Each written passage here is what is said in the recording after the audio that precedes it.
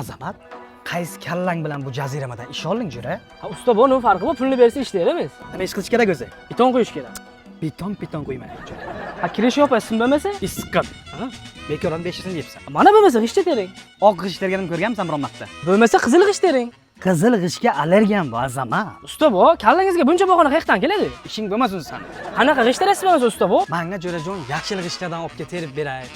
Yoki bir silver ranglardan olib kel, matvi ranglardan olib kel. Men senga terib ko'rsatay. Jo'rajon, bugun ishda olmaymiz. Yomg'ir yog'mayotgan bo'lsa, qor yog'mayotgan bo'lsa, yaxshi-ku havo. Magnit bo'roni bo'libdi, jo'rajon. Menga bo'lmaydi-ku, bilasan-ku. Bo'lmasa yuring g'ishtni zakaz qilib kelaylik, ertadan teramiz. Ertaga ham bironta bahona o'ylayman. Ketdik. Usta bu biz ishlatayotgan g'ishtlarni mana shu Brick House kompaniyasi yetkazib berayotgan ekan. Gap yo'q, enasini ko'rsatibdi-ku bo'lay. Jigari ham bor ekan g'ishtda.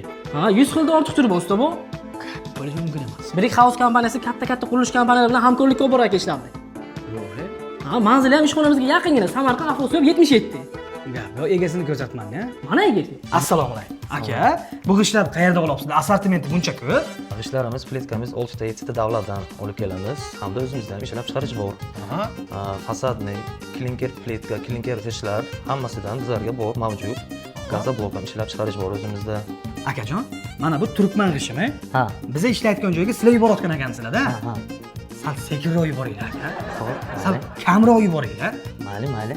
Cherezdan yuboringlar iloji bo'lsa. Xo'p. Havosi bilan yuboringlar aka, baraka toping. Sal dam olishga ham vaqt qolsin bizga. Bo'ladi. Rahmat.